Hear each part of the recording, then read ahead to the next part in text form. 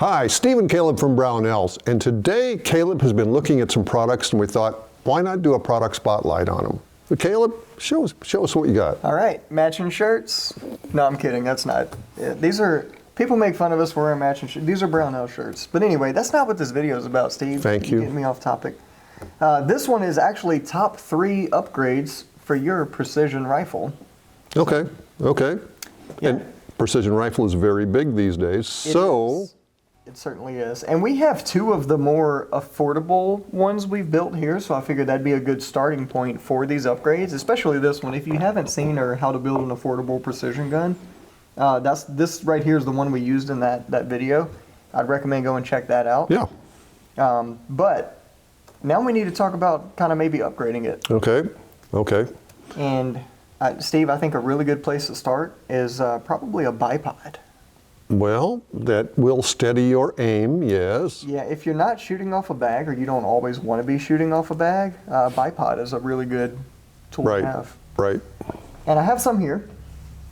Let me pull some out here. Kind of starting at the more affordable range here, we have the MDT Oryx bipod. Okay. This is the version that mounts directly to M-LOK, which on these MDT stocks, you can actually get them. I'll just use this one as an example here.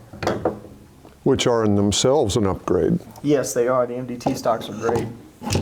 But you can literally mount them, directly to the bipod. Disregard my fumbling. I know what I'm doing. There, yeah, just like so. And these, like I said, they make them M-LOK mount. And then we have some other options here. We have everything from, the more, I'll say more nicer. Is more nicer a word? Just it nicer. is now. It isn't. That's the lesson. It is now. But then we have the kind of upgraded MDT bipod here. This one is mounts for ARCA. Your favorite. Yes, I love ARCA because it's just like set it and forget it. It's nice and it's easy. It's easy to mess with. All of my bipods and guns are ARCA set up. But you have that one in ARCA. You have some Magpul bipods. Magpul makes them in a bunch of different flavors. They do. Yep. This one is actually a 1913 mount. I have a little piece of 1913 rail in here. And it's just, you could just plug this into M-LOK too if you want. Right, and they're solid. Yeah, they are. I've used them quite a bit. And then kind of going up in the bipod price range here, we have an Atlas. Oh, yes. So this is the Atlas PSR, and I put an Area 419 mount on it. Oh, okay. So this one uses what's called 17S, and you can kind of see the seam right here. So 17S is just kind of like a universal mount that you can put different mounts onto and change it out. So if I wanted to, I could make this like 1913 or whatever. Okay. But yeah, this one's set up for ARCA as well. So it's modular. It is very modular, and this one, even though it looks heavy, this is probably the lighter out of almost all of them here. Right. It's just a really good solid bipod. So if you have, if you can spare it, you have a little extra to spend, Atlas is a great way to go. Right.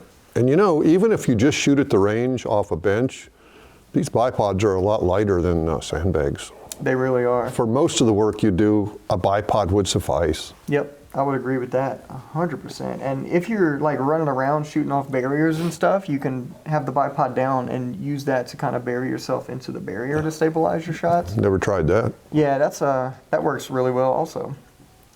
So I think we pretty much covered bipods. Let's move on from there, Steve. All right, I'm willing.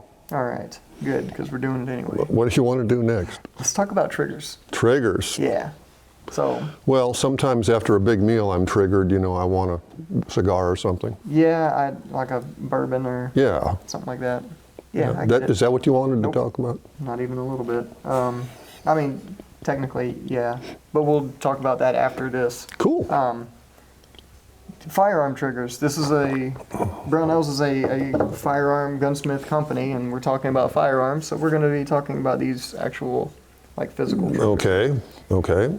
So both of these guns in front of us being Howas, they come with their 2-stage trigger built in, right. And those are actually really good triggers. They are. I like those for a factory trigger. Those are nice. But if for some reason you wanted just a little extra, Right. You know, or if you're shooting like a Remington 700 or Remington 700 clone or something like that, and you just need a better trigger.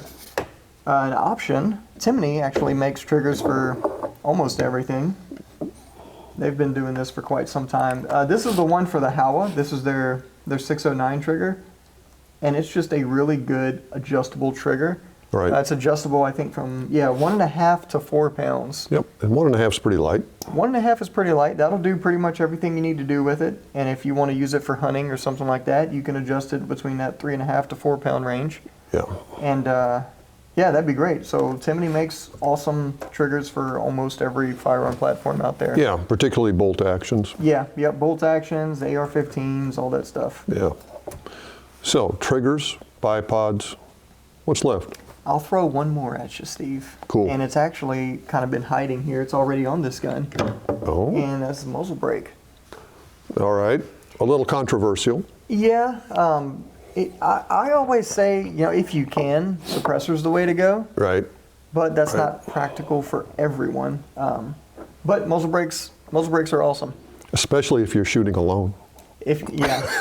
Mostly If you're sharing the range, not so much. Yeah, the muzzle brakes do make your firearm a lot louder. Right. And some guides will not allow you to have a muzzle brake on your rifle. That's true. They love silencers. Yep, they love silencers. But if you're shooting on a bench at the range alone, you can use a muzzle brake. And the muzzle brake itself, like what some people say, well, just man up and take the recoil, you know, blah, blah, blah, whatever. If you're part of like a long range session, you know, you're out there for a while doing a lot of shooting, anything you can do to mitigate that recoil is great. But also, if you're shooting, let's say like a 6.5 Creedmoor really far away, being able to stay on the target and see your shot impact is very valuable. And varmint hunters have known this for a long time. Oh yeah, for sure. Yeah. In fact, a lot of this stuff comes from varmint hunting. You know, the technology. Yeah, it really does, because that's been around for quite some time. Those guys are way ahead of the game, way back when. Yep. So, Steve, this muzzle brake right here, I guess just talk about it. This is the Area 419 3-port Hellfire muzzle brake.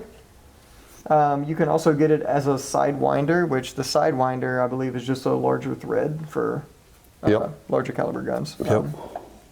But yeah, that's all there is to it. And these in particular are self-timing.